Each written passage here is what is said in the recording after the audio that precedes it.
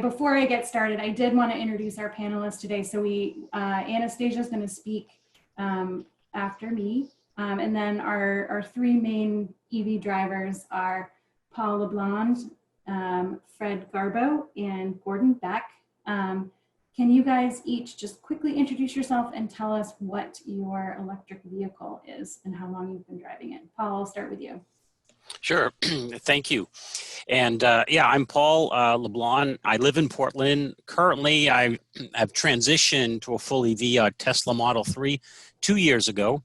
And prior to that, since 2001, I started off in a Toyota Prius hybrid, then went into the plug-in hybrid. So I've kind of transitioned and finally made the jump.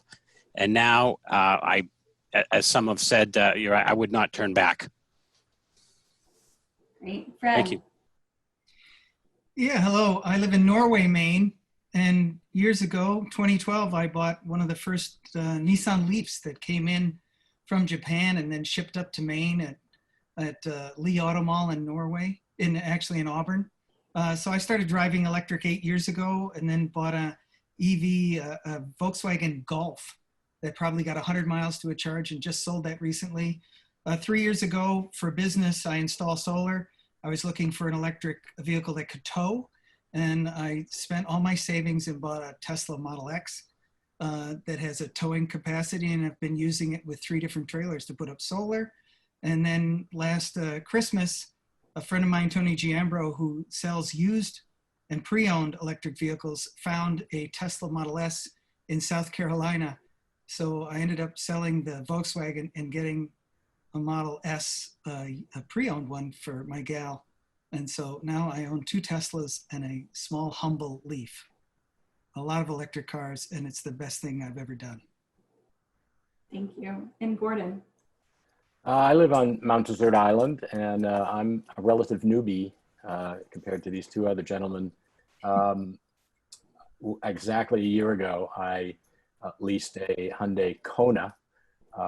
Didn't think I would be able to find it in Maine. Went to the Quirk dealership in Bangor, who had been selling a couple of electric vehicles, and I specified, the color and the trim and everything that I wanted, and they very kindly found it one for me in a couple of days, and I took it on a year ago. First electric vehicle I've owned, and it's fabulous. When I have been driving it, and I transitioned to drive my wife's lovely Subaru Outback, I feel like I'm driving this old heavy truck, and I just can't wait to get back into my little Hyundai Kona. It's a great car, and I'm not looking back. Excellent. All right, well, I'm going to get started here. Again, we're talking about EVs here in Maine. My name is Sue Ely. I'm the Climate and Clean Energy Attorney for the Natural Resources Council of Maine. We are an independent nonprofit, member-based and supported organization with 25,000 members and supporters across the state and beyond. And I'm going to be covering mostly just the benefits of driving electric. I'm going to leave the talking about the nuts and bolts of it to our wonderful panelists and Anastasia to talk about the rebates. So there's sort of 3 buckets of people who benefit from driving electric vehicles. The driver owner, electric utilities and utility customers, and society. The driver benefits really are sort of the actual driving experience, which I think that Fred and Gordon and Paul can speak to, and then the low and stable operating and maintenance costs. It's actually very fun to drive an electric car. These are real photos of real people in real electric vehicles. They are quiet and zippy, and they accelerate quite quickly, and are very fun to drive.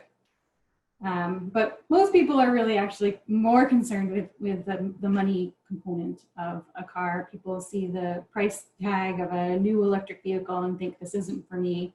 But the real saving is in the fuel costs and the operation and maintenance costs. Even in these times when gas prices have plummeted, you can still get savings in your gasoline costs in driving an electric vehicle. So I pulled this off the Department of Energy's website. It's based on the average price of gasoline here in the state of Maine and comparing it to the average electricity cost of charging an electric vehicle. So there's a lot of averaging going on in these numbers, and they're going to be specific. You know, each car and each circumstance are going to be slightly unique, but on average, Maine's gasoline is $2.12 a gallon. And when you translate that much power into charging your electric vehicle to drive that distance that your gasoline would take you, you're spending about $1.53 per e-gallon equivalent. So even with these low gas price days, you're still saving money on gasoline using an electric car. But it's not just the maintenance costs. Just not just the fuel costs, it's the maintenance costs as well. You know, again, every electric vehicle is going to be different, but if you take out that internal combustion engine, suddenly you're no longer having to do those oil changes. You know, all of those belts and things that wear out don't on electric cars. Your maintenance really is rotating your tires, checking your coolant, windshield washer fluid, air filters, a lot of smaller things, and they don't need to be checked quite as often. And so you're really saving a lot in maintenance costs, and also just time and energy going to the gas station or going and getting your car serviced. I'm talking about an all electric. If you have a hybrid, I drive a Prius Prime, so it's a plug-in.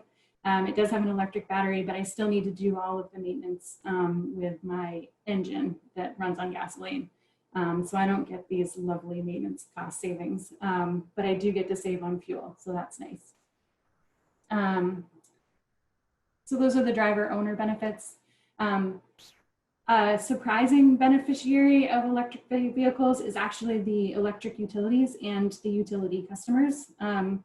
It is the unsung hero of the EV revolution.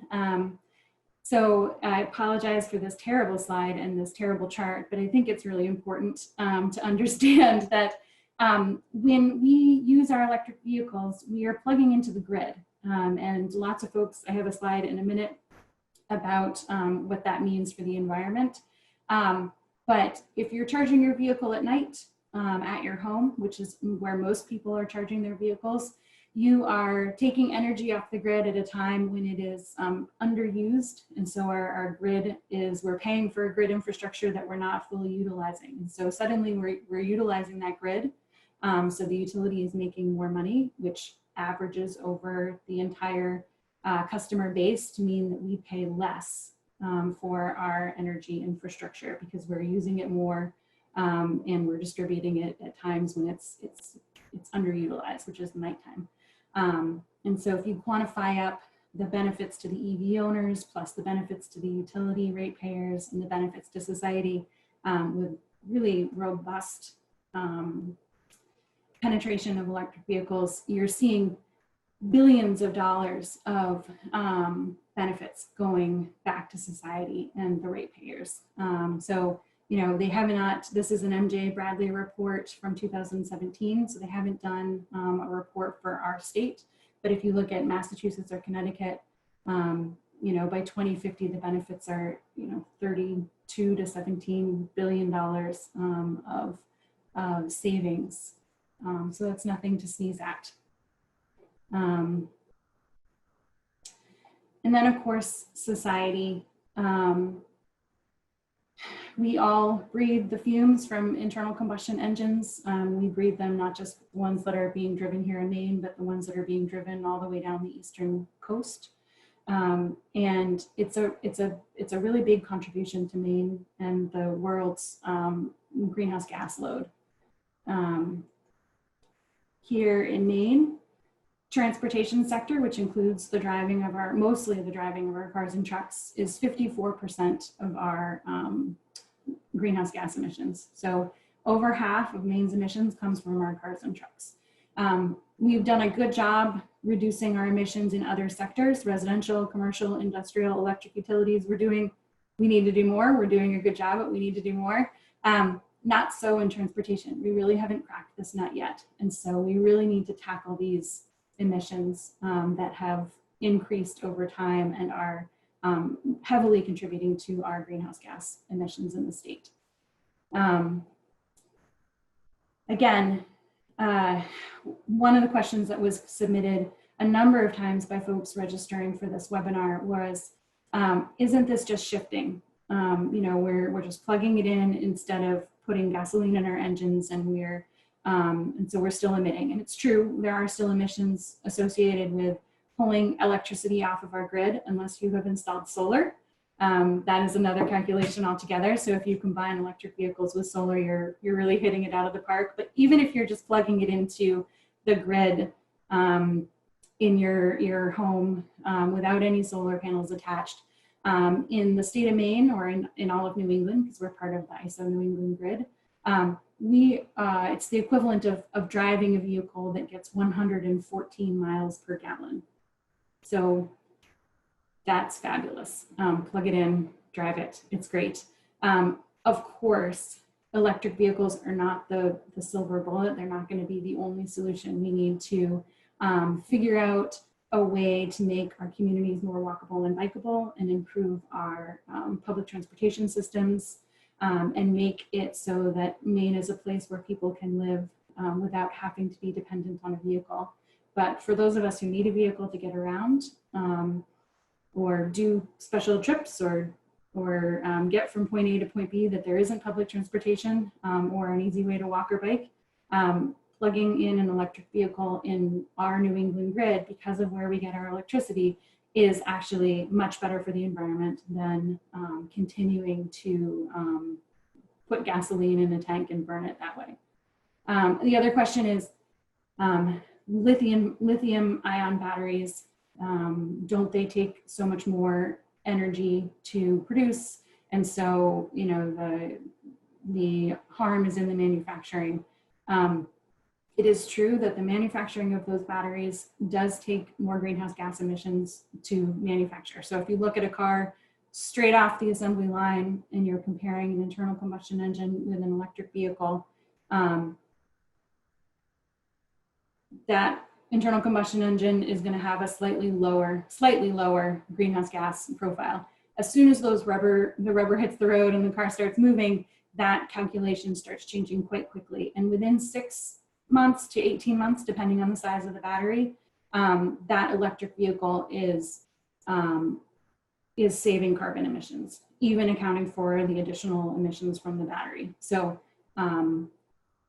within a very short period of time, you are already saving on carbon emissions. And in fact, the technology is moving so quickly and cars are becoming so much more efficient, and technology is becoming so much better that that profile is changing sort of as we speak. But this is the most recent calculation. So it's a 2018 calculation. And it still shows that there's quite a lot of gain. And it's true almost everywhere in the United States. There's a couple of places where it's close, but just about everywhere, it's better to drive an electric vehicle than your internal combustion engine vehicle. And just to maybe fun, I took another snapshot just to show the local impacts. So, you know, this is another Union of Concerned Scientist blog where you can plug in your car. So if you're driving a Chevy Bolt in Bangor, it's a 2019, it is getting the equivalent of 129 miles per gallon just plugging into Maine's electrical grid. And that's fabulous. So, you know, that's that. I live in North Yarmouth and I drive a Prius Prime plug-in, which of course is, it only has about a 25-mile battery range, but even still, you know, I'm driving the equivalent of a car that gets about 80 miles per gallon, depending on how I drive it. In these pandemic times, my little tank tells me I'm getting 200 miles to the gallon, which makes me feel really good. Another question, and Anastasia and others can speak to this a little bit more in the Q&A portion, but we got lots and lots of questions about EVs and plug-in hybrids and what kind of options are available. It is true that in the state we've had a hard time getting a lot of vehicles. That has changed a lot because of the good work that everyone on the call has done and the Efficiency Maine Trust is doing to get more cars and more variety available. And so this is just a general, it's not what's available today in the state of Maine, but I just pulled this up. These are some of the all electric models that are available in 2020. One person asked whether there was all-wheel drive available, and there are some. There's an Audi and a Jaguar and a BMW that has some all-wheel drive capabilities. And then this is not a complete list, but a snapshot of some of the plug-in hybrid models that are available in 2020. And so there are cars that are available, more are coming available every year. And it's driven in a lot because of just demand. There's always the question about the trucks. We've been waiting. We've seen the commercials of the truck towing the train. There are trucks coming available, hopefully this year, maybe next year for some better variety, but just a couple. You know, everyone wonders about the Ford F-150. Ford says that it'll be available in 2022. And that's the one that you see towing the train in the commercial. GMC is producing a Hummer in 2021. And they also are going to have an SUV and a more traditional truck, again, in 2021 or 2022. Tesla has their funny looking truck that they say will be available in 2022. And that one should have a 250 to 500 mile range, depending on the size battery that you order. And they're putting the price point for that one at around 40,000. So there's lots of work being done. Of course, there'd be great if we had more trucks available, but they are coming. So that was I'm trying to be quick so that we have time for Q&A. So I'm going to pass it over to Anastasia. I'm going to put myself on mute, and Anastasia, you take it away and just tell me when to advance your slides. Sure. Thanks, Sue, and thanks everyone for coming this evening. Sue covered a lot of good information that I also kind of have in my slides, so I think I'll be able to fly through. But if you could advance the next slide, I'll do a quick introduction to the Efficiency Maine Trust for those of you who don't know. Also, my name is Anastasia Hediger. Again, I'm a program manager at Efficiency Maine. I am currently overseeing the electric vehicle initiatives along with some other staff and working on a lot of our other climate-facing initiatives and programs. Efficiency Maine runs the state's energy conservation programs, primarily through rebates and incentives, as well as our website, if you haven't been there yet, has a wealth of technical information on a lot of different technologies and programs. We provide a network of trusted installers and vendors across the state to help implement a lot of these technologies. We do a lot of research and evaluation on kind of what's next and what can save Mainers money and energy. So that's kind of Efficiency Maine in a nutshell. Next slide, please. And you can also flip to the next slide if you'd like, Sue. Sue already showed this pie chart from the DEP, but that just illustrates how much of our state's emissions come from the transportation sector. And that's why we're all here today. And promoting electric vehicles is one of the kind of first and foremost solutions to kind of try to bring that wedge down. And that's what Efficiency Maine is focused on with our programs. Next slide, please. So this is just a short list of some of the primary barriers that we've observed and that other folks who are focused on the same goal have observed nationally and even internationally. One of the kind of primary barriers that we're all aware of is that electric vehicles are often more expensive than the conventional internal combustion engine vehicles. And the rebates that we offer, in addition to some other incentives that I will talk about later, are there to help kind of reduce that barrier and actually make EVs more accessible than a lot of people think. Another barrier is known as range anxiety. That is kind of a term to describe the fear that your EV is going to run out of battery on the side of the road and then you're going to be stranded. And that comes from sort of the perception that EVs have a smaller range than they actually do. And those ranges are expanding with every year, every model that comes out. That range is kind of growing. And I'll talk a little bit more about what those numbers look like in a couple slides. And then that also comes from a lack of awareness about public charging opportunities and quite literally a lack of public charging infrastructure. And that's another part of Efficiency Maine's goal, is to expand public charging infrastructure across the state in both urban and rural areas. And I'll talk about that later as well. As Sue kind of alluded to, dealers have had trouble getting EVs on the lots in previous years, but with the initiation of the rebate program last August, dealers are seeing a surge in demand for the vehicles, and manufacturers are very responsive to that. And even anecdotally, we've heard from dealers that it's not nearly as hard as it used to be to get those vehicles on the lot. The timeline for that has shrunken, and they've seen demand and interest from consumers rise pretty rapidly over the last 11 months. And then, of course, there's a need for more consumer awareness about the benefits that Sue just went through, and the opportunities to charge in public and also at home, and just how accessible all of this can be with public engagement and programs like what Efficiency Maine is doing. Next slide, please. So again, the solution that we are focused on right now is to promote more EVs in Maine. Next slide, please. And this table shows what rebates we have available today.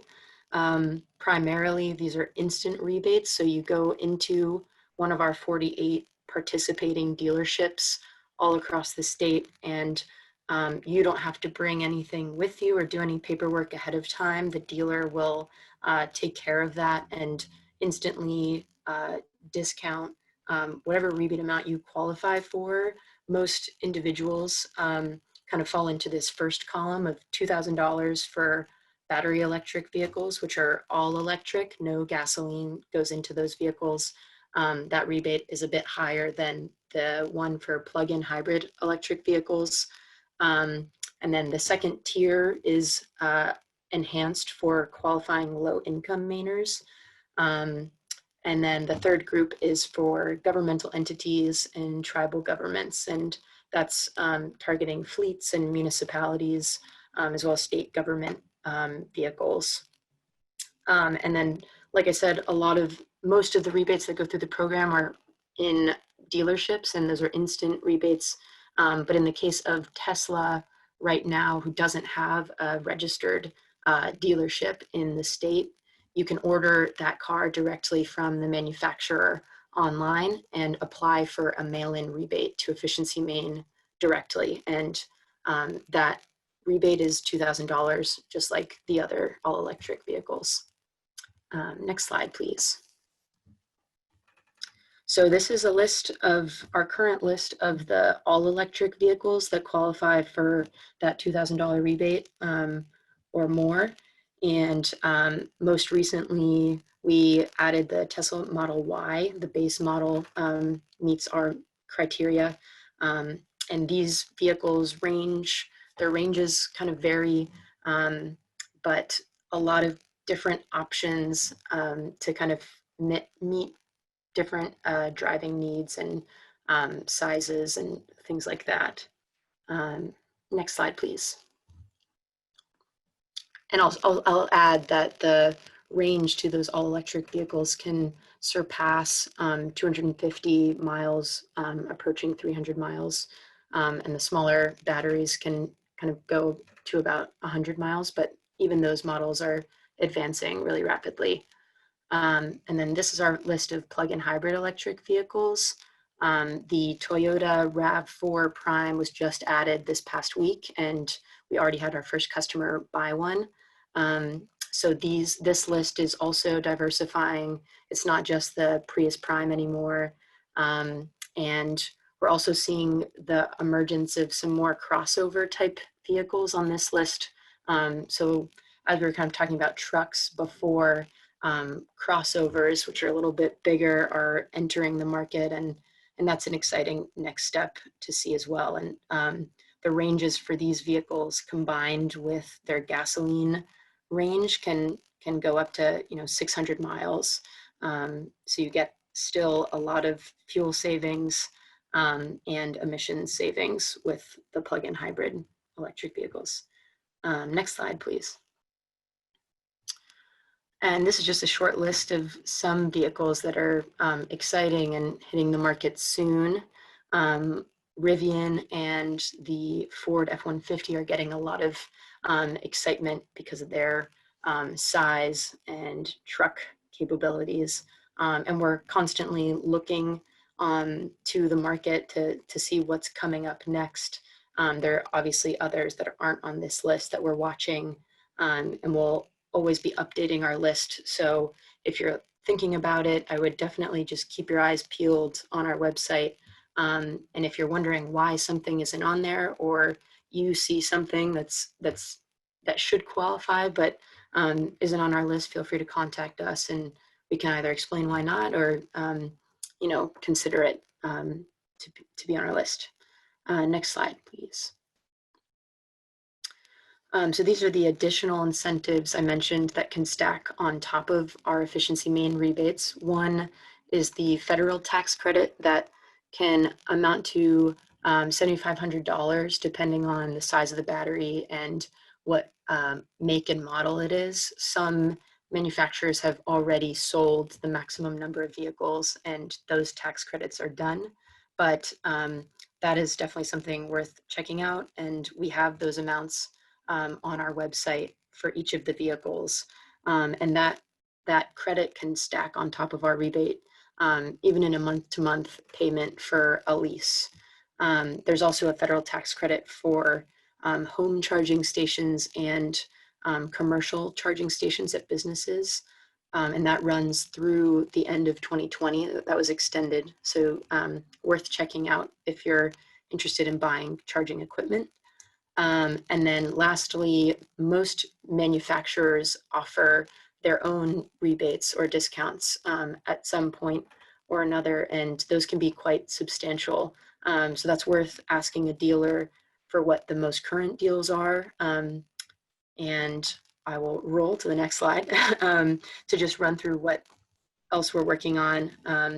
The first three bullets describe our charging station initiatives to expand Maine's fast charging network, as well as our public level 2 charging network. We have already kind of finished phase 1 and phase 2, and those rounds of funding helped install public chargers across the state. And you can visit our website and PlugShare and also the AFDC website to kind of check out a map with those new locations. And we're expecting to release an RFP this fall for another round of funding for fast chargers across the state. And if you know someone who has a business or a property that might be a good candidate for that, definitely let them know. And you can contact me or Efficiency Maine for more information to be notified when that gets released. There are also some pilot projects underway to fund more public level 2 chargers, particularly, in areas of the state that we haven't reached yet. And then there's also an education pilot to kind of get more information about charging at home and in the public, coming out with some videos and guidebooks. And then lastly, we're doing an innovation pilot to investigate charging behavior and time of use rates to kind of see what type of incentive and structure would encourage people to charge at off-peak hours. And maybe we can get into that in the questions. I don't want to take too much more time, but that's kind of the suite of programs that we work on at Efficiency Maine. And I think that might be my last slide. So thank you very much, and I'm happy to chime in for questions later.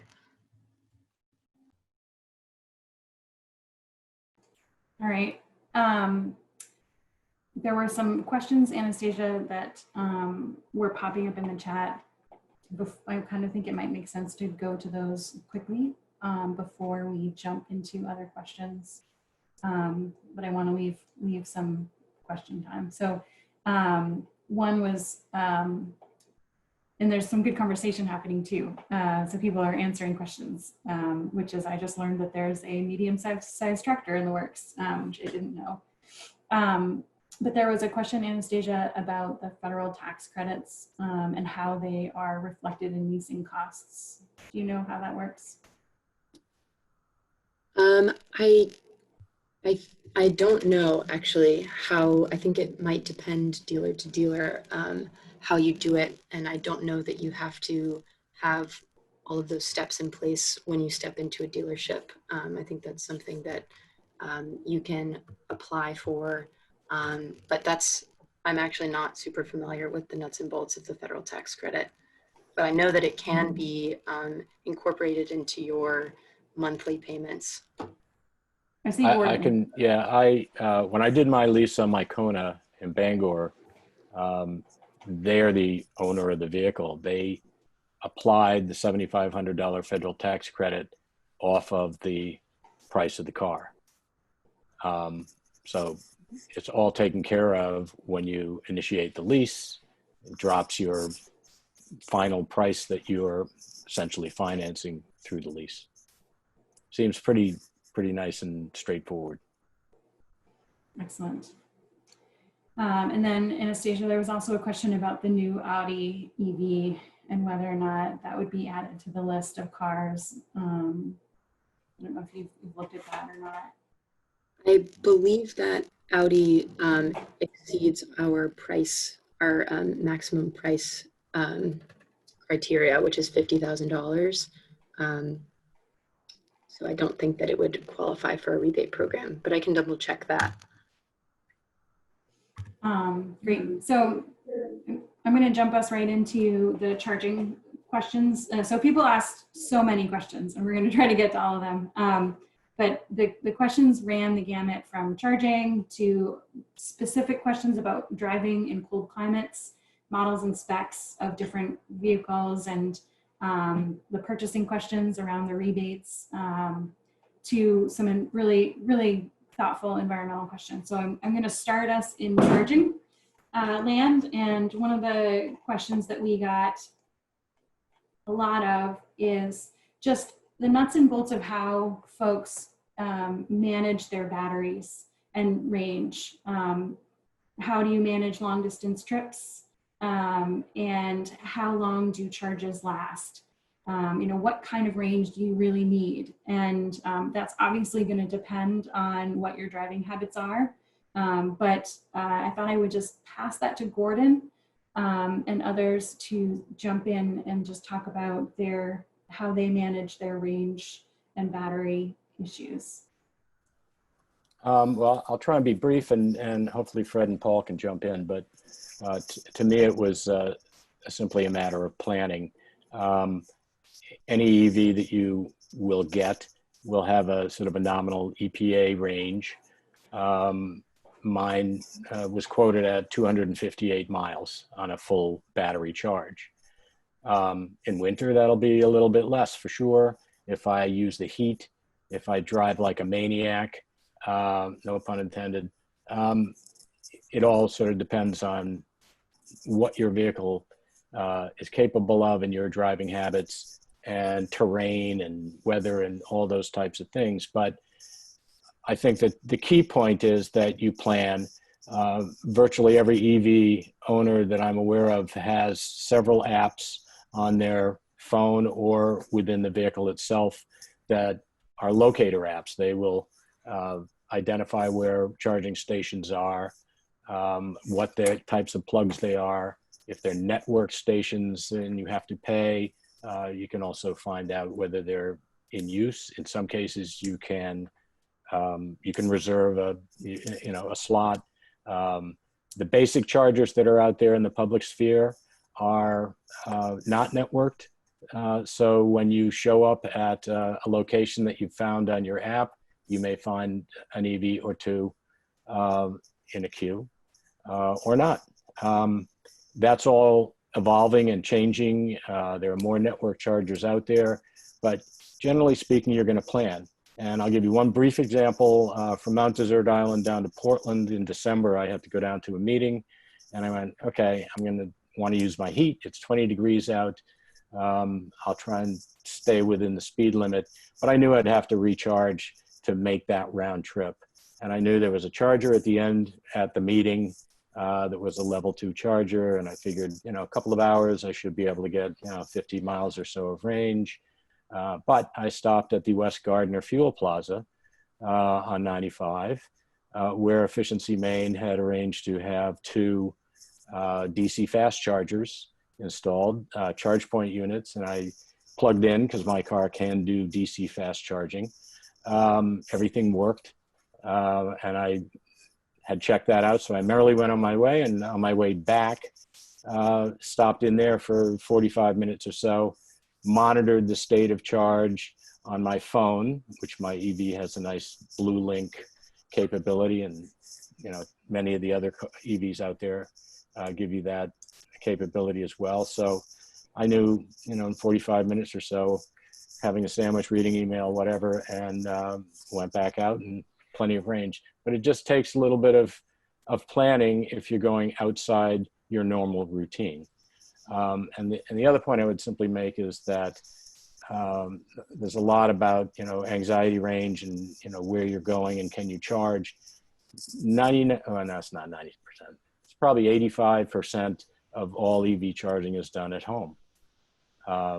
You plug your car in at home, and generally speaking, overnight, or far less than that in some cases, you're going to have a full charge with your full range capability of your EV. So to me, it's a matter of planning. But Gordon, I'm going to tag team. There we go. Look at that. I'm right to you. There you go. There it is. There it is. All right. The only other thing I want to add to that is that the nice part of having the privacy of charging in your home is that you can pre-charge a lot of these vehicles, and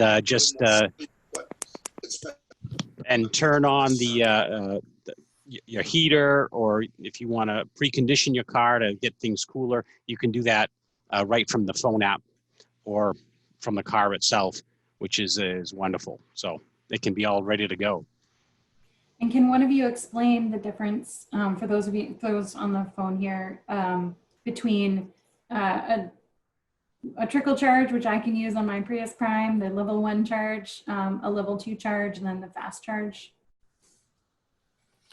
Well, I'll start off on that one. Just the level 2 chargers are what you will find out there for the most part, and they're generally putting out 7 kilowatts or so. They're the most prevalent public chargers you'll find out there, and many EV owners will install them in their house as well. And that level of charging, generally speaking, and it depends on the battery size and your acceptance rate on your given EV, but generally speaking, an hour of charging on a level 2 charger is going to give you somewhere in the 25-mile range, added range to your battery. The level 3 or the DC fast charging are what you will find mainly on highways, and a few other locations, but in Maine at least, they're generally speaking on the highways, and those are much more rapid chargers. They'll charge you a lot faster, but you have to sort of make sure that you know what your acceptance rate is for your particular vehicle.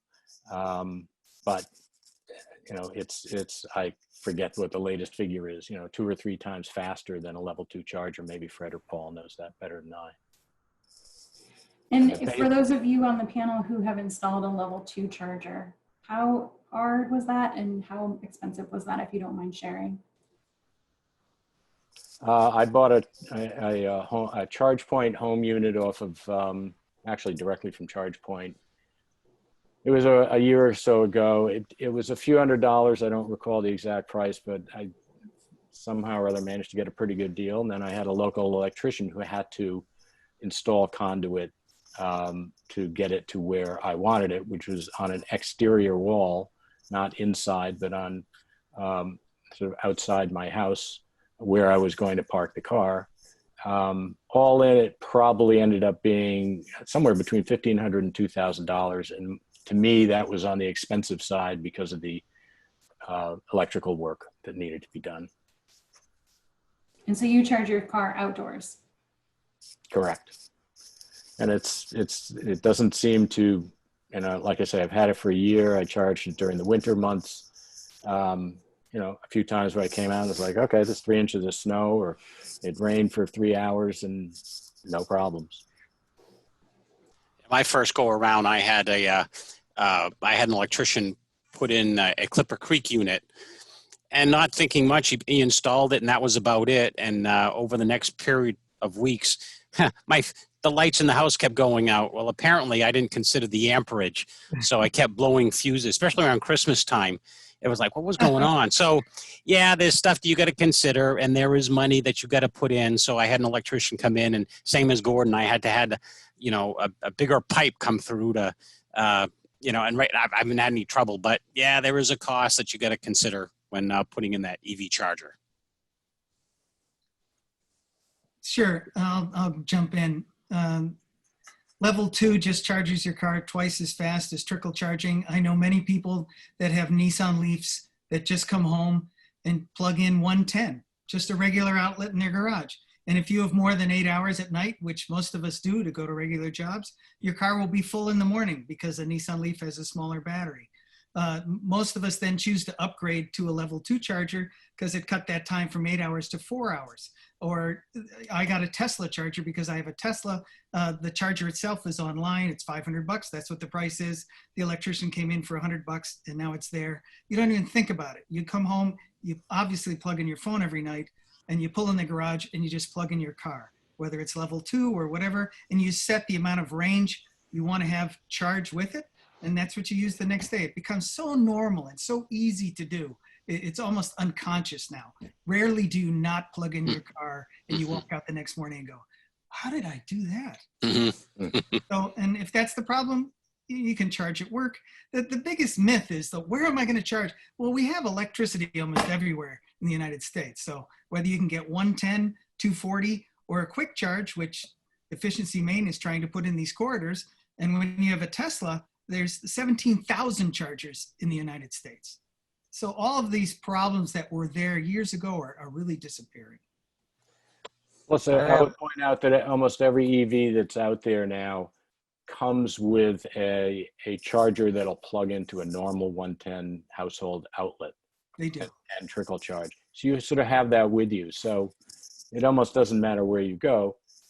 It depends to a degree on how much time. Can I make a comment? Yeah, then go ahead, John. I've owned a Nissan Leaf for 3 years, and I only use 110 charger, but I'd like to bring up an sort of an ethics thing at a public charger, because I use them a lot because I have a small battery. Thanks to Gordon, he's installed them all down East Maine and so on, but I go to work in Bar Harbor and come back, and I have to charge to get home. And the problem is, we're running into this with the tourists coming, is that the plug-in hybrids are blocking the battery ones that need to charge. The plug-ins have gasoline, they have low priority. We need signs at every single public charger that says that battery operated chargers have priority and they will unplug the plug-in hybrids. Otherwise, this is not going to work. No one's going to buy an all battery electric if we're going to be all blocked. And I've been blocked many times. And I do unplug cars, sorry to say. It's a fact of life. You got gasoline, you are not taking priority. So we need signs. They have to be there or we're going to be inundated by tourists from Massachusetts with Teslas plugging us up. So there's a couple of things here. I mean, you know, a Tesla is going to use a different charger than your plug-in. Not always, not always. But They have You have an adapter where you can use any charger, and now other companies, you can get a charger that'll also work at a Tesla charger. So things are going both ways that way. Go ahead, Sue. yeah, no, this is a question, and it's funny. It's come up a couple times about what the proper etiquette is around full electrics versus hybrids. And a lot of the answer is just that we need more public infrastructure. And the way to do that is sign up for our emails, please.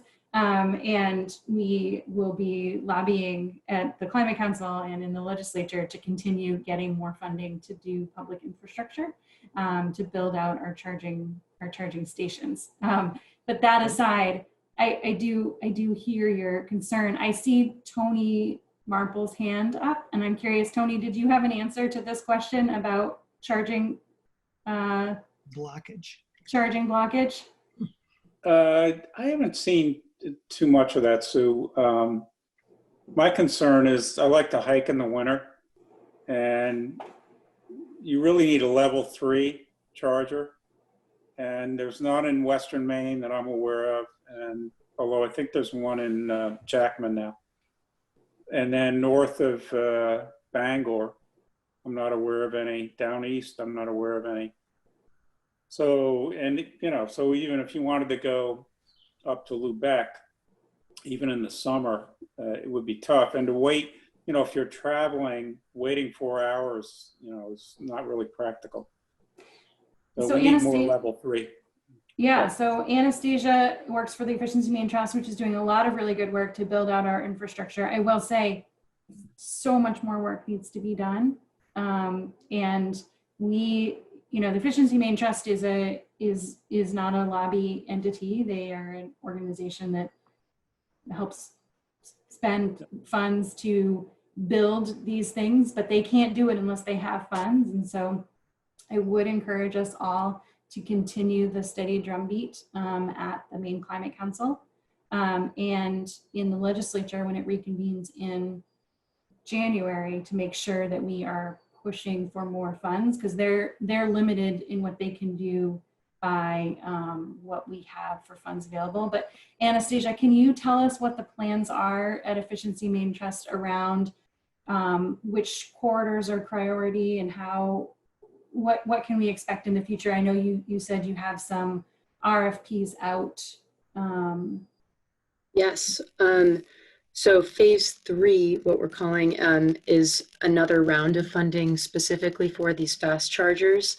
And again, like Sue's saying, that the funds that we're using are from the Volkswagen settlement and are limited, but we are focused on the areas that you are talking about, Tony, the I-95 and Route 1 corridor that goes from Bangor to Ellsworth and Augusta to Ellsworth. And the first corridor that we consulted a lot of people and, you know, used quantitative analysis to try to hone in on the first priority corridor. And we focused on New Hampshire, the New Hampshire border, up to Augusta pretty much. And there are 2 DC fast charging plugs in Jackman available for all EVs, and then there's a Tesla charger, and they're also coupled with level 2s.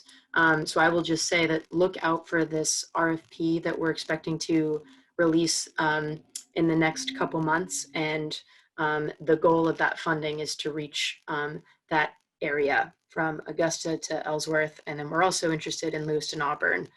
So it's kind of, that program is still very open-ended, and we're very open to feedback. If people have ideas, feel free to reach out to us.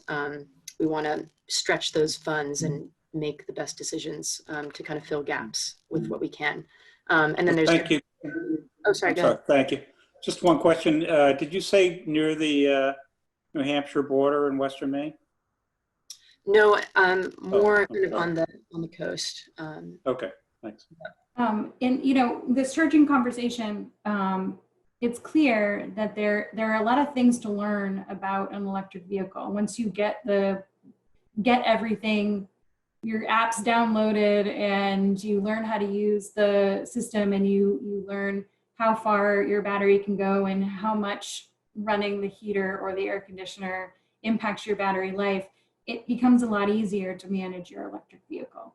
And for some folks, before they take the plunge, it is helpful to be able to drive one around. One of the reasons we're doing this funny webinar at 7 o'clock at night is that we normally would do a ride and drive where these kind people who have volunteered their time this evening to tell you about their EV experience will let you actually drive their car, which of course we're not doing these days. However, there is someone on this call who has an electric vehicle that is specifically made for lending, Jessica Hench from the Greater Portland Council of Governments. And I would love to just quickly turn it over to Jessica. If you can tell us about your lending program that you guys are running, and what someone would need to do to experience what it's like to manage an electric vehicle for a couple of days. Sure thing. Thank you. Thanks, Sue. Thanks, Todd. Thanks, Anastasia. This has been such an informative, awesome way to collect EV enthusiasts. I, too, have an EV, Hyundai Ioniq, love it.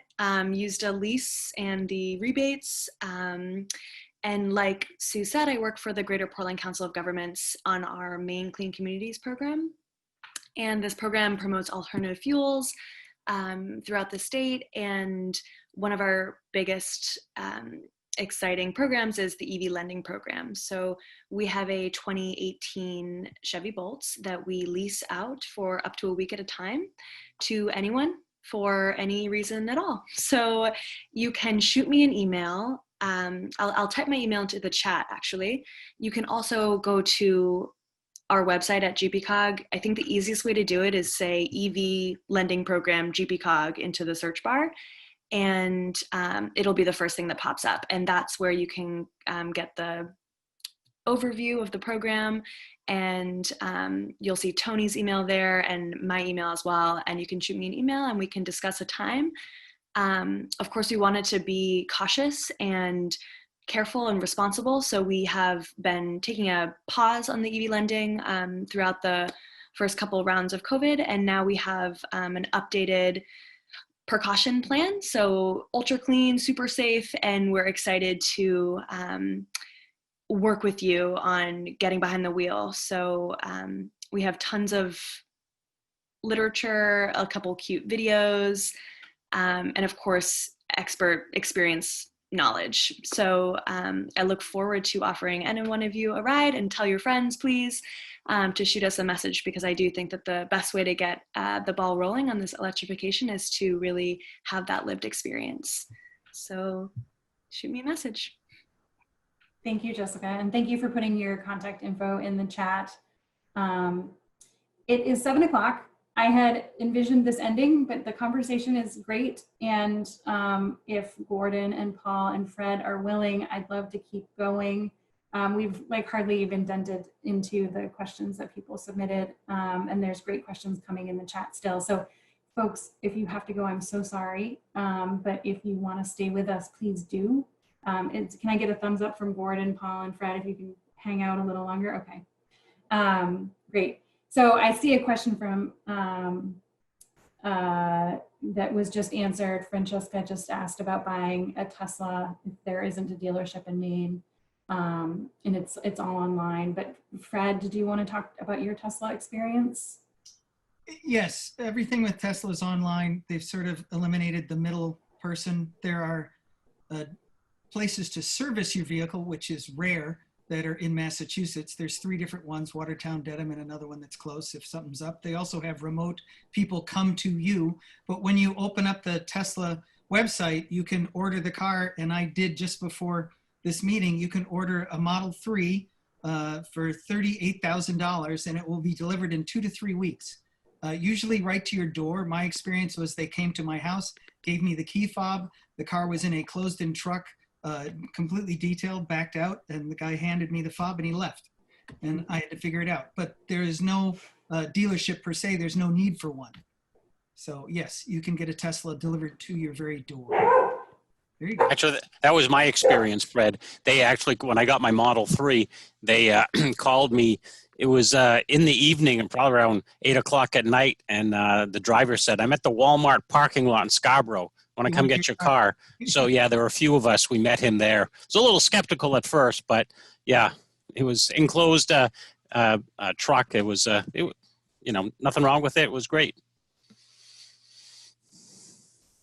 Yeah, they're incredible vehicles, and it's a whole new way of buying a car. You don't go into the secondary room where you talk to the guy about the price, and then he starts adding things on. You do this online. It's the time to make things change this way. Is you don't need this middleman, talking you into other things you probably would never need. So yes, you can do it very quickly. A Model Y just came to a guy in Portland in 4 weeks' time of ordering it online, the color paint he wanted, the fact that he wanted all-wheel drive, he wanted the longer range, and with it came this whole Tesla supercharging system. If you actually want to drive long range, get a Tesla, and it's the price of any other car you would get. It's the way to go. Sue, take it. Just very quickly, there's a question about how do they get repaired or serviced in the state? As I mentioned, this great guy named Jonathan does mobile work on Teslas, and you actually, when there is a problem, you open up the Tesla app and you ask for service, and it shows you when you could go to Watertown. It gives you dates into the future, so you can schedule around what your life might be like. And then if it's a remote problem that they think they can fix, Jonathan came to my house and replaced one of the sensors that wasn't working in the door. And when the car was under its first year warranty, all those things really happened for free. It was stunning. It made you shake your head like, wow, this is really happening. Now that they're being, the Model 3 is out and the Model Y is out, there are more and more Teslas. That'll probably slow down. That too many people are jumping in on one of a great invention. So I think we've gotten the charger conversation. There might be some other small questions about chargers, but one question that has come up in the chat and that came up in the early questions is cold climate. How does cold climate affect range? And then how do these cars handle in inclement weather? And I was wondering if you guys could speak to your experience with range in cold weather, and then also just how does it handle? How do these cars handle? Well, I'll tell you my Kona experience. It's a small SUV, front wheel drive. Somebody had asked a question about, do you have trouble starting the car in the winter? Absolutely not. It's not an internal combustion engine. It's electric. You push the button and it's there. I put a set of snow tires on it. It was as good or better than any other, front wheel drive. I had a Volkswagen GTI. It was pretty decent. It's not 4-wheel drive. No problems for me in the winter. The other guys can also speak to the range diminishment. Battery performance is less in the colder it gets. There's no question about that. And you're usually using things like heat. If you use the heat warmers, the Kona actually comes with heat warmers and heat coolers, but it's not a very highly advanced system. It's resistance heat. So you are dropping range when you use heat to heat your cabin. But as Paul mentioned earlier, in the winter, what's really nice is to be sitting in bed and go, I'm going to leave at 8 o'clock this morning and you set your car up from your phone to be completely heated, fully charged and completely heated when you want to leave. I've had no issues in winter. The only issue, I will be honest, on my Tesla Model 3, one of the, and I think a number of Teslas do this, is that when you open the door, the window drops slightly, and then you close it and the window closes up. Well, if I'm work all day, that car is outdoors, and there has been occasion where when it's snowing or if we've had ice storms and ice builds up, it's very difficult to then push the handle, have the window drop. And of course, somebody said to bring, someone said bring a hairdryer. Well, I'm not at work. I don't have a long extension cord. I don't have a hairdryer. That's not practical. So the other way is to actually preheat, again, your car with the app. So you can take 10, 15 minutes, and that process will kind of help thaw things out a little bit. So that's one option. But yeah, range does go down no matter what. Yeah, and again, it's one of those things that Gordon said, you kind of have to plan. Luckily, I'm not one that has to travel very far to work, probably about 5 miles. So it's pretty easy. And I tried to get my employer to install a charger. Of course, at this point, I'd be the only one, so they weren't really fond of paying for that cost, but there are alternatives. Fred. Yeah, I think both you guys are right on the money that things certainly slow down in the winter and you lose a bit of range. Gordon's comment about putting snow tires on any vehicle that we all drive in the winter is absolutely correct. The Chevy Bolt, the Volkswagens, the Nissan Leaf, all these cars are front wheel drive. And if you spend the extra money to have a set of tires that you can swap on and off, actually buy the wheels, so it's really inexpensive to do at a dealership, you know, $25 or something. If you actually spent the money on the snow tires and the wheels, you would just do a swap. For 4 months a year, you'd have that safety, and it's completely the way to go. I put studded snow tires on all my vehicles in the winter, and all of a sudden you're just grounded. It's absolutely right what Gordon said. If we all did that, we'd have a much nicer time in the winter for all vehicles, but it is an extra expense. It's an easy thing to do, and it's just smarter.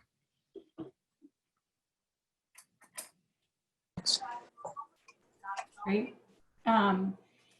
We had some questions about some of the models and specs about vehicles, and I don't want to get into too many specific questions about specific cars, but are there some fun or interesting differences between sort of the electric vehicle and the internal combustion engine vehicles that we're all used to driving?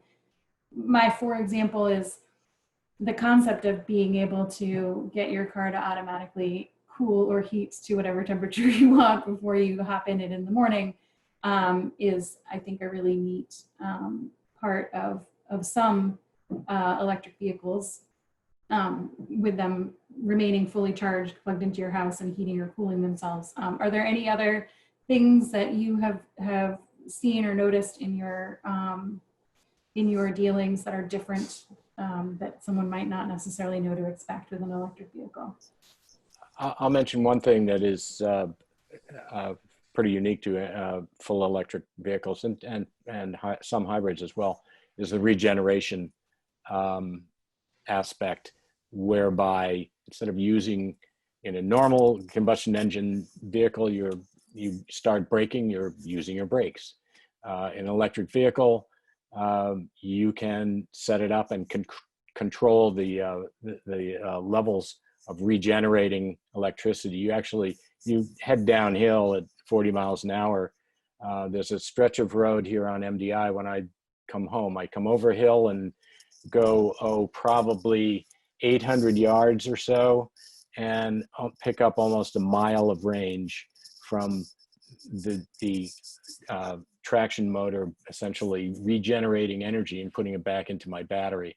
And there's paddles. I can make it aggressively do that or not do it.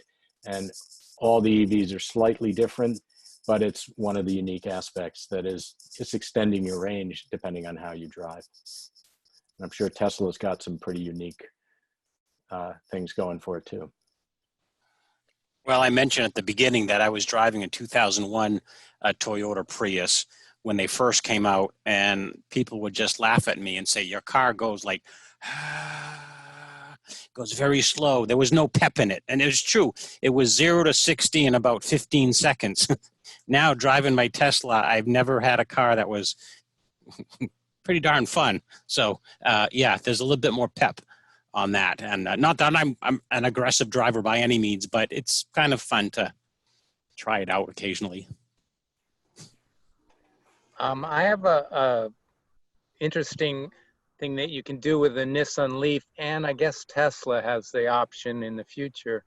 And that is, if you get a certain type of charger, a quasar wall box, you can actually run your house when the power is out for several days off your car. So you're giving a security of in a storm to actually run your house off. And that's mostly for the Nissan Leaf. And they did that in Japan during the tsunami. A lot of the clinics were run off the Nissan Leafs. So it actually allows you to have the security of running your house for several days. And if you have a big Tesla, you could run it for a week if you were really conservative. So there's an advantage of owning a electric car. That's beyond my technical understanding. So does anyone on the panel have any experience? I guess I'll jump in for a sec here, Sue, in that he's right, in that the Nissan Leaf in Japan allowed the ability to go vehicle to grid, V2G.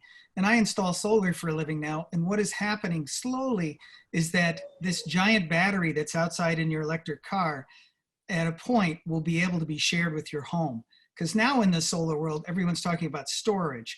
Instead of having a gasoline generator or a propane generator at your house, if there's an outage, well, like there was yesterday in Norway, if your car could be this beautiful battery that would run your home for a few days, that is coming. Right now, there's an inverter company in Montreal that is making a V2G inverter. That so when you plug in your car into your home, if there's an outage with the grid, you could choose to take power from that battery. Don't know if you're going to make it to work the next day because you're actually using your range of your car. And obviously, you're not charging your car at night.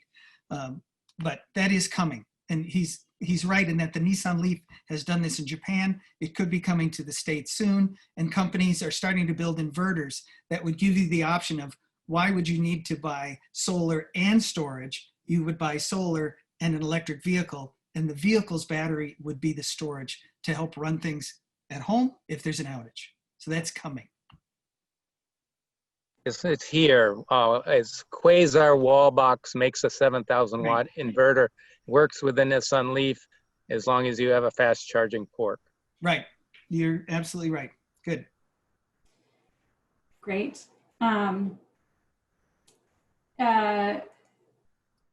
We have had a lot of questions about the all-wheel and four-wheel drive, but I think we've kind of answered that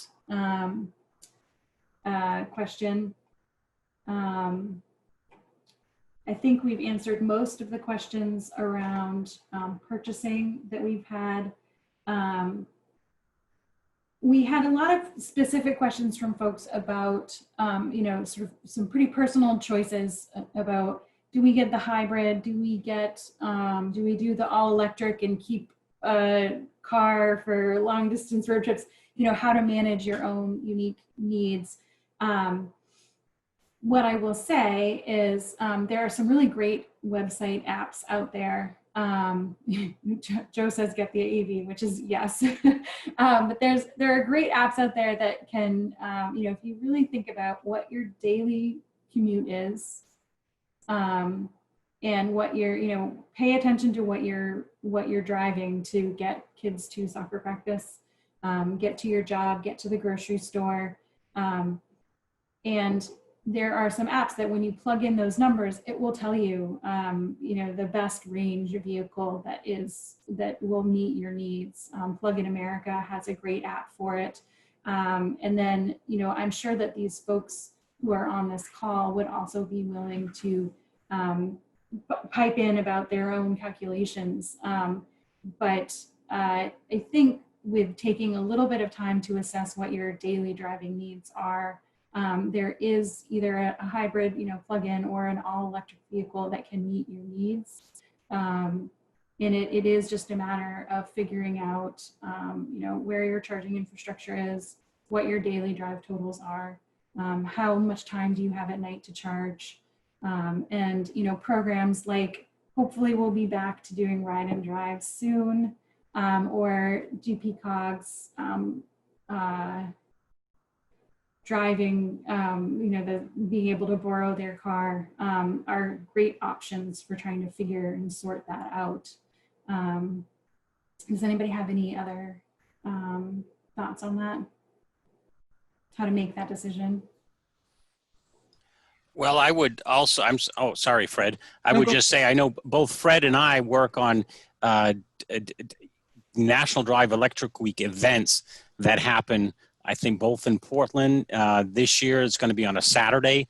That's opportunity. We're trying to be COVID friendly. We're trying to work those details out, but it's an opportunity to do ride and drives if that is going to be permitted. We're still looking at that. And I know Fred has his, and I think in South Paris. Yes. Norway, yeah. About the same time frame.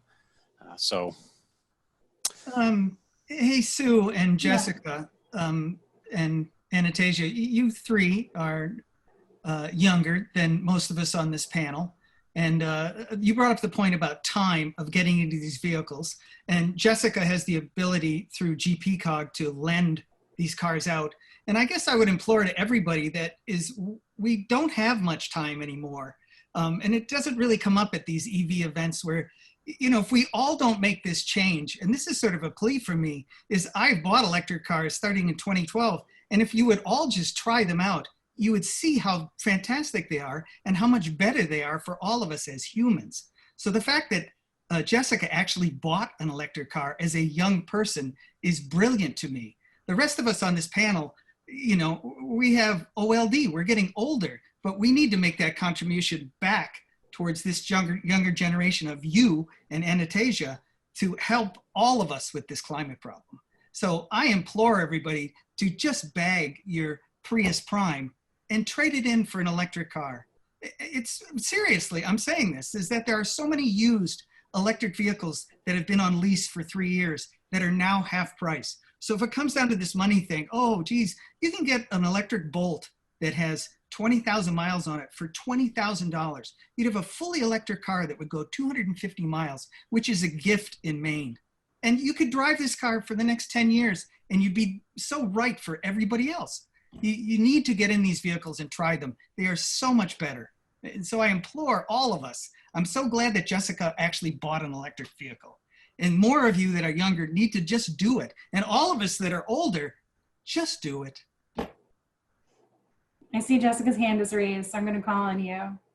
Well, thanks. My 2 cents is that, I bought this EV in November, and every person that has shared my experience in the car, my mom just bought an EV and my dad's car is coming up. And so it really is like getting this collective, colloquial, community together. And it's pretty amazing to see how many people say, well, okay, if you can do it, then maybe I can do it too. And it is easy. And I would second that charge, Fred. So thank you. So I have a question following Fred's point that it's time for us old guys to get an electric car. We have a Prius right now, so we're getting 40 miles per gallon. Electric car is expensive. Wouldn't it make sense to lease, or here's the question, does it make more sense to lease a new electric vehicle, given that the technology is changing so fast, in 2 or 3 years there'll be a lot better ones on the market? Or alternatively, should we buy a discounted car that's coming off lease, like Bill said, for $20,000, which isn't that much more than what we could lease it for if the federal tax credit.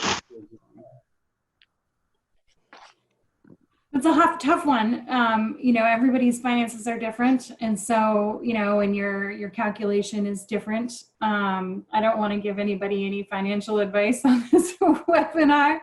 But certainly, for some folks, the leasing makes sense. For other folks, the purchase makes sense, or a trade-in. I don't know. It really depends. It depends on what model you're looking at and what your financial situation is. I think we have time for like one or two more questions. Just So is it okay if I answer that question for them? Sure. Okay, so we were coming out of our 2017 Nissan Leaf lease, which we got a really great deal on, and we could have bought it out, but the price we would have been paying coming out of that lease to purchase the vehicle was actually more than us leasing a new 2019 with all the rebates and incentives that were happening. So I would say to talk to your local dealer of whatever vehicle you're leaning towards and see what rebates they still have available for the federal, and if they do take the efficiency Maine. Most do, but there are a select few that don't. But that was my experience with our car that we just switched over back in May. So I hope that helps a little. Gordon. I just want to make a quick plug for the organization that I've been working with, the Climate to Thrive, and we've installed close to 30 plugs, about 14, 15 stations in down East Maine, and we were planning to do a drive and ride in Bangor in the spring, but that got waylaid. But we will try to do that in the fall. It would be getting the two main dealers up in the Bangor area who do carry various lines of EVs. And if we can pull it off sometime in the fall, it may have to go to the next spring. But that, for those of you down east, that could be a pretty good opportunity to check out these cars. And we're also looking into helping source used EVs. As Fred mentioned, I mean, there's some incredible deals out there. It's a matter of sort of finding them. And I think the momentum is building. I would just say, the interest is growing, the momentum is building. There's less range anxiety because of what Efficiency Maine, what our group is doing, what CEBE, to the west is doing, et cetera. A lot of businesses are, especially people like hotels, are recognizing that having charging stations are a good amenity. More and more public charging is available. There are more models of cars and trucks coming out over the next couple of years. There'll be more used EVs out there. There's all these incredible benefits. You just have to tailor it to your own particular situation, financial as well as what are you going to use it for. I put down my deposit on a Rivian SUV for next year. Sort of wishful thinking. Hopefully it'll be there. I don't know if I'll be able to afford it when it does show up, but there's so much that's coming, and the technology is improving, and the benefits are just increasing.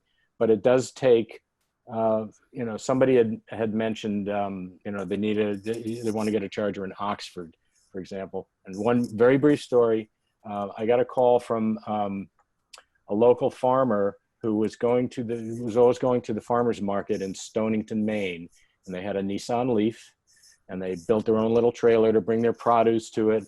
And they said, can you guys figure out a way to get a charger down there? There's no place to really charge in Stonington. And we did that. I talked to the town. The town was like, okay. Hopefully that's up and running. I'm waiting to see some photographs. But we arranged to have 2 level 2 plugs right downtown near the waterfront in Stonington. That's being replicated in a lot of different places, but it does take your interest to go to your town manager, go to some of the not-for-profits, the Abbey Museum in Bar Harbor, for example. We talked to, they've got a small parking lot, but you can charge for free there. John Archer's, he's charged up a few times. Even in Northeast Harbor, we're getting chargers. But it does take some of the public initiative to go and ask about it and get your local, your businesses and governments to get interested in putting chargers in, and then take advantage of these ride and drive and loan programs and check them out. And the dealers, as somebody had mentioned, the dealers are becoming far more attentive to the demand for EVs and the interest in EVs. It's becoming a lot easier in Maine than it surely was 4 or 5 years ago. Yep, and just to underscore, Fred's point and what folks have been saying, if we want to meet our reduction goals of reducing our carbon emissions from the transportation sector, from Maine's emissions, 80% by the year 2050, 80% below 1990 levels. That means that basically we need to have only electric vehicles being driven on the road by 2050. And when we buy a car, it's 10 or 15 years. Mainers are wonderfully frugal. The only thing that keeps us from being the most frugal state as far as cars go is that the salt eats our cars, and we can't keep them as long as we want to. And so, people who are buying internal combustion engines, those cars are going to stay on the road. And so it's an excellent point. We need to be transitioning faster. And in order to meet those climate objectives, we need to be 90 to 100% of cars on the road being electric vehicles well before that 2050 deadline. And so it is imperative that we spread the word to get folks thinking, yes, I can do this. And to that, I would say, thank you guys all for spending your evening with us talking about this. I'd like to do more of these. So if this is something that works, feel free to send me an email, and maybe we can do some more and encourage more of our friends to listen. Or if there's feedback about how to improve the format, this has been an experiment for us. So I've learned some things, and I've really enjoyed this conversation. But we love feedback, and we will be posting this conversation online. Thank you so much for coming out, and thank you to our panelists. I know Paul had to leave early, but Gordon and Fred and Anastasia and Jessica, thank you so much for participating and for all of the good questions that everybody contributed ahead of time and during the conversation. I think this is a very, very informative. I learned a lot. Thanks for organizing it, really. Thank you so much for putting it together. Thank you. Yeah. Thanks, Sue. Great. With that, have a great night.